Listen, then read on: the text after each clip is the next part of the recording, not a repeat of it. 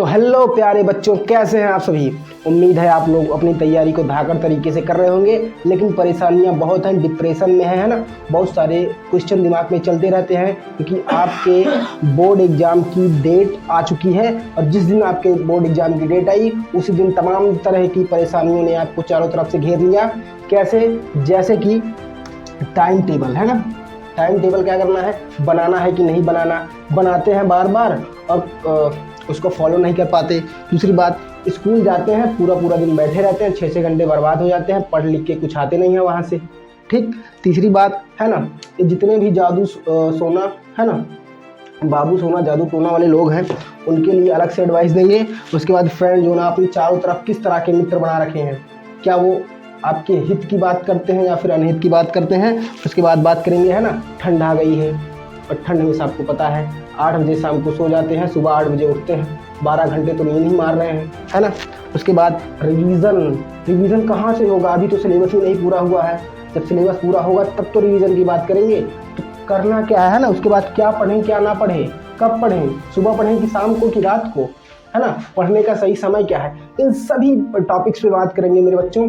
तो आज आपको क्या करना है, बस 10 मिनट का टाइम देना है ना। उसके बाद 2.5 महीने बाद आपको देखना है कि आपका बोर्ड एग्जाम में एक अच्छा स्कोर होने वाला है। तो चलिए शुरू करते हैं है ना।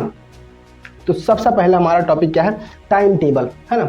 टाइम टेबल सोचते तो हैं कि हम बनाएं है ना, बनाते भी हैं, फिर क्या होता है 2 दिन बाद कहीं न्योता आ गया, वहाँ चले गए है ना, किसी की शादी वगैरह कुछ भी पड़ गया है ना, मम्मी ने बुला दिया, ये काम करना है वो काम करना है, गेहूँ बोना है, क्योंकि आपको यूपी वाले हो पता है ना, कि गेहूँ बोना रहता है। ठीक, बहुत सारे काम आ जाते हैं है ना।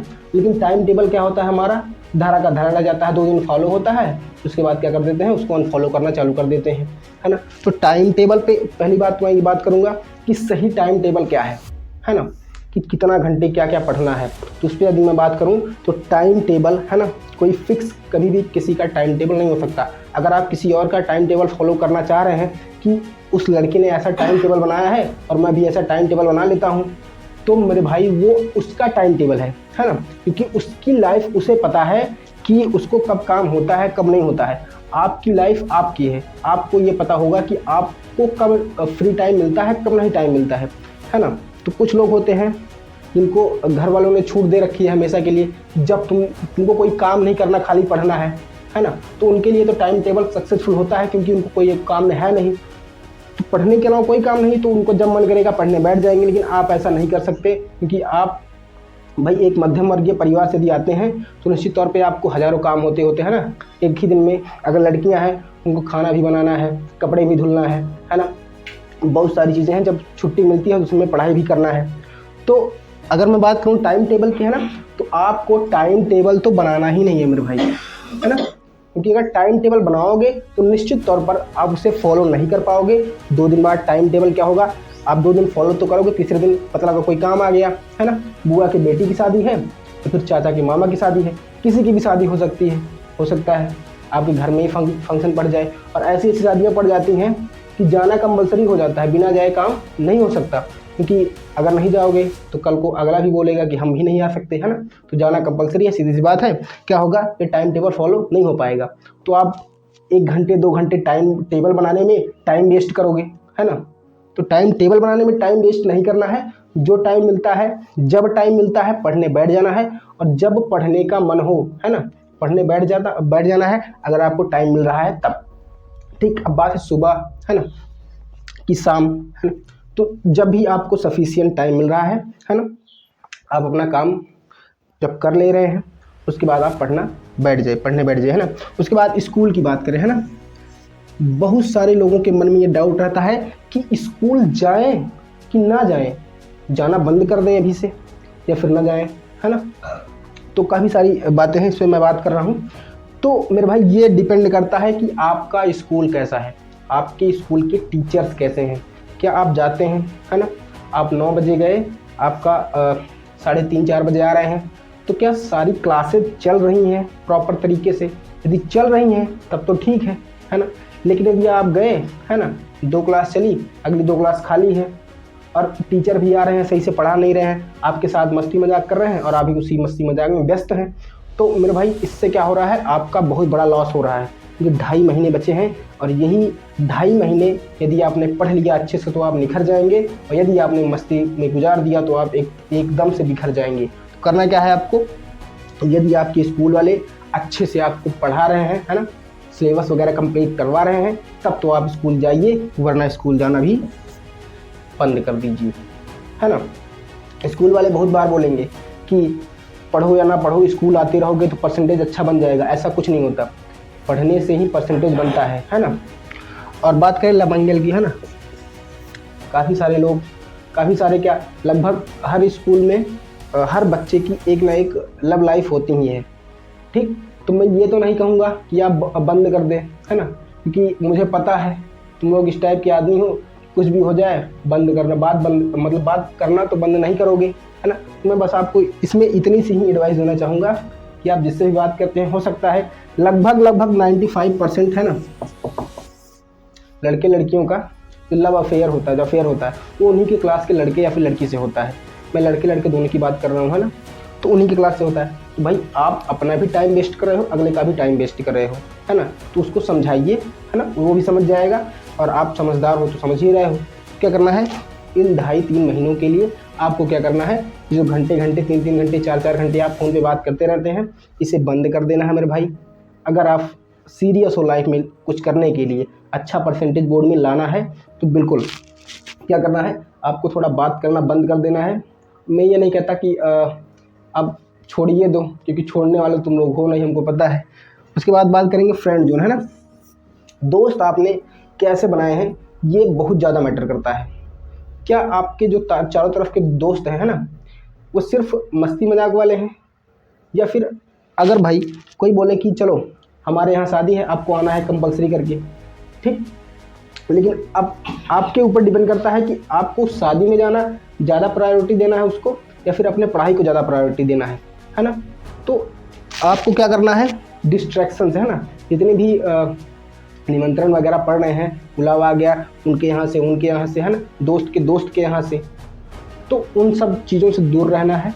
दोस्त आपने कैसे बनाए हैं उस पर जो बहुत ज़्यादा डिपेंड करता है कि आपने चारों तरफ वैसे ही दोस्त रखें जो आपका भला सोचें, है ना कि आपका फ़ायदा उठाना सोचें। उसके बाद बात करेंगे विंटर की, ठंड आ गई है भाई, 8 बजे इधर शाम को सो जाते हैं, ठंड लगने लगती है, उधर 8 बजे सुबह उठते हैं, 12 घंटा तो आप सोने में गुजार दिए, है ना। तो बचा 12 घंटा, अब उसी 12 घंटा में आपको स्कूल भी जाना है, कोचिंग भी जाना है, सेल्फ स्टडी भी करनी है, घर का सारा काम भी करना है। तो भैया जब आप पूरा 12 घंटा खाली सोने में बिता दोगे तो टाइम कहाँ बचेगा आपके पास। आपको मात्र 6 घंटे ही सोने हैं।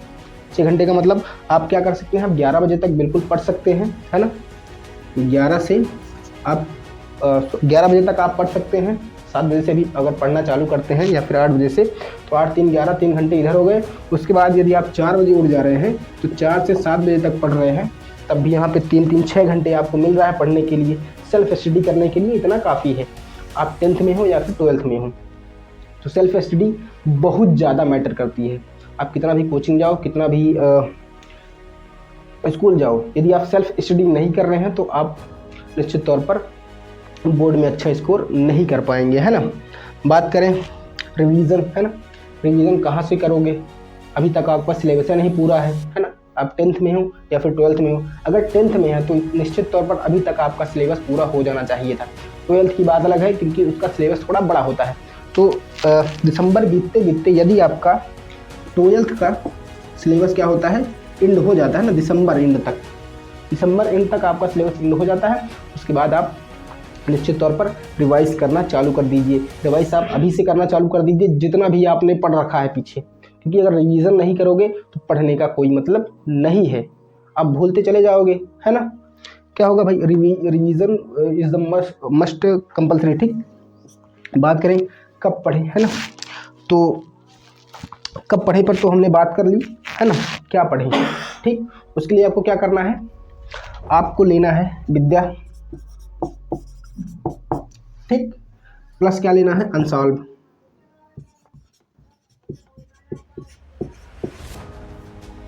है ना। ये 2 चीज़ें लेनी है। अनसॉल्व लेने से होगा क्या, आपको ये पता चल जाएगा कि आपके क्वेश्चन का पैटर्न क्या है और आपको क्या क्या पढ़ना है ना, कि कैसे कैसे क्वेश्चन आते हैं। आप प्रीवियस ईयर्स के जितने भी पेपर्स हैं हुए हैं आपके हर एक सब्जेक्ट के आप उठा लेंगे।